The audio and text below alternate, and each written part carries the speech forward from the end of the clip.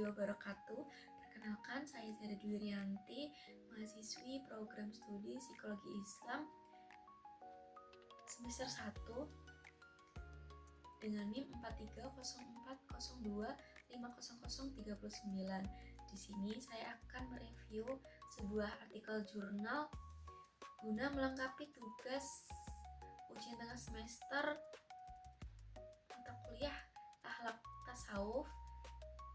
Judul jurnalnya Sejarah Perkembangan Tasawuf yang ditulis oleh Faradina Setiorini, dan publikasi jurnalnya Maliki Interdisciplinary Journal MIT volume 2 issue 6 2024. Ringkasan isi artikel ini membahas perkembangan sejarah tasawuf dalam Islam selama lebih dari 14 abad. Munculnya tasawuf dalam Islam bertepatan dengan lahirnya Islam itu sendiri, yaitu sejak zaman Nabi Muhammad dipilih menjadi utusan Allah untuk setiap manusia serta seluruh alam semesta. Ada pula yang berpendapat bahwa ajaran Islam sendirilah yang menjadi sumber tasawuf Islam. Tujuan artikel ini bertujuan untuk mengajak para pembaca supaya dapat lebih mengetahui kebenaran perkembangan tasawuf dan juga mengerti bagaimana perkembangan tasawuf dari masa ke masa. Metode penelitian. Artikel ini menggunakan metode penelitian kualitatif dengan pendekatan studi pustaka atau library research. Jadi, penulis mengumpulkan dan menganalisis beberapa sumber literatur ilmiah seperti buku, jurnal, dan karya akademik yang relevan mengenai perkembangan sejarah tasawuf.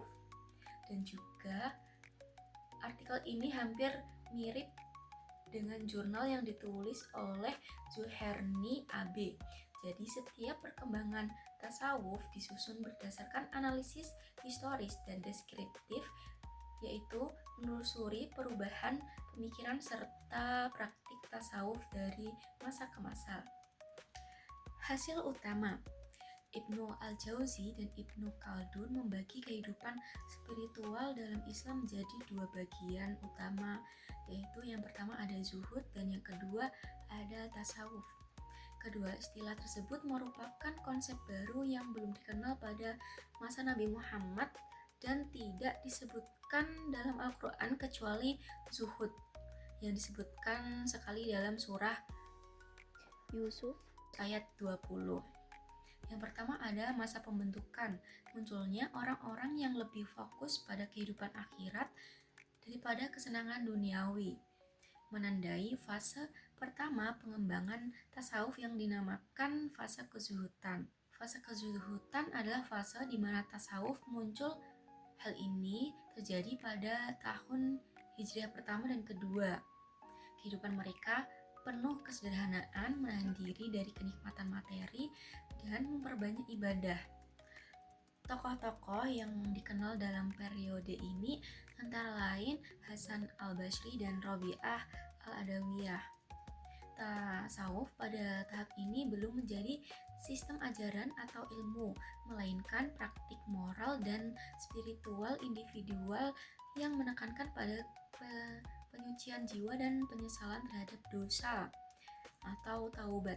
Baik, yang kedua ada masa pengembangan. Pada masa ini istilah sufi mulai dikenal secara luas.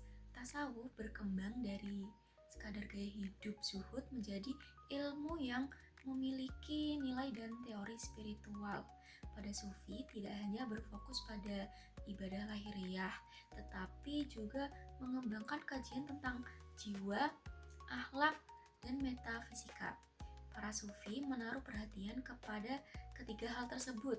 Yang pertama ada jiwa, yaitu tasawuf yang berisikan cara pengobatan jiwa, pengkonsentrasian jiwa manusia terhadap Tuhan sehingga ketegangan kejiwaan dapat terobati.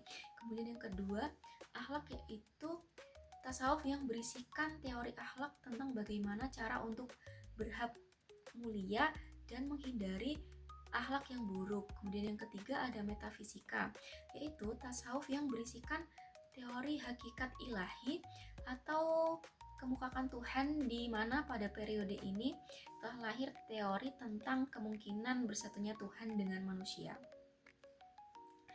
Kemudian muncul konsep-konsep seperti fana atau peleburan diri dan ijtihad atau penyatuan dengan Tuhan yang diperkenalkan oleh Abu Yazid Al-Bustami dan Al-Hallaj.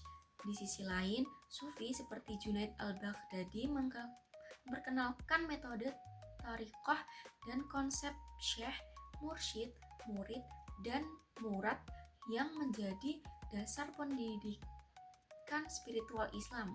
Pada tahap ini, tasawuf mulai menampilkan dimensi psikologis dan moral serta membangun sistem pelatihan spiritual yang teratur atau riyadhah. Yang ketiga, ada masa konsolidasi. Pada masa ini terjadi penyatuan antara tasawuf dan syariat Islam. Perdebatan antara tasawuf sunni dan tasawuf semi falsafi semakin tajam, namun pada akhirnya tasawuf sunni yang berpegang pada Al-Quran dan Sunnah lebih diterima.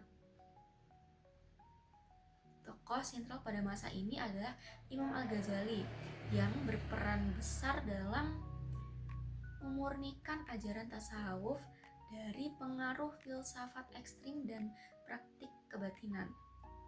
Al-Ghazali menekankan bahwa tasawuf jadinya harus berlandaskan pada syariat dan kebersihan jiwa. Akibatnya tasawuf menjadi lebih rasional dan diterima di kalangan ulama, sekaligus memperkokoh dasar-dasar spiritual umat Islam. Yang keempat, ada masa falsafi. Pada masa ini tasawuf memasuki tahap baru dengan munculnya tasawuf falsafi, yaitu tasawuf yang menggabungkan tasawuf dengan filsafat. Para tokohnya seperti Ibnu Arabi, Suhrawandi Al-Maghful, dan juga Umar bin Farid menafsirkan pengalaman mistik dengan istilah filosofi. Konsep utamanya yang berkembang pada fase ini adalah wahdatul wujud atau kesatuan wujud, yaitu pandangan bahwa segala sesuatu adalah manifestasi dari keberadaan Tuhan. Tasawuf falsafi menekankan pada kesadaran metafisik, namun kurang menonjol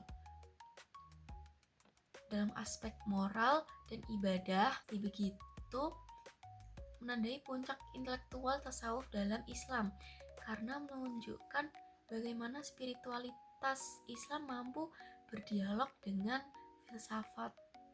Kemudian yang terakhir ada masa pemurnian. Tasawuf memiliki perkembangan pesat pada masa Ibnu Arabi, Ibnu Farid, dan Al-Rumi.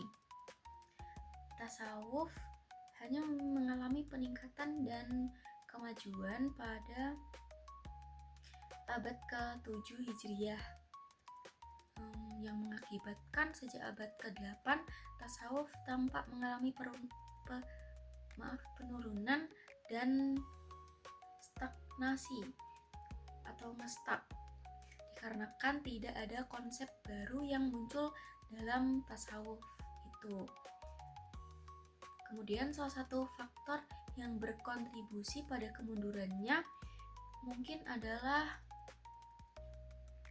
stagnasi pemikiran dan kepercayaan yang melanda dunia Islam sejak lahir dinasti Umayyah.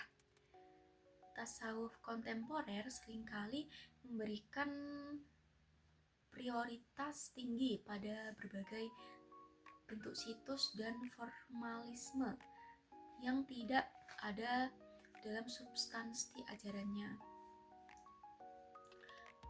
Akibatnya di perkembangan tasawuf itu muncul tarekat Sufi yang lebih menekankan pada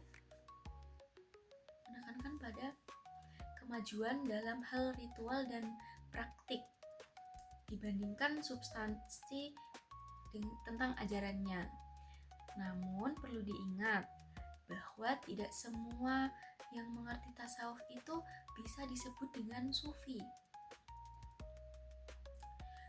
Untuk menjadi seorang sufi, seseorang harus meletakkan ajaran agama di tengah kehidupan dan menjadikan agama itu sebagai dasar hidupnya. Kemudian kelebihan dan kekurangan. Kelebihannya yang pertama, sumber literaturnya beragam dan banyak.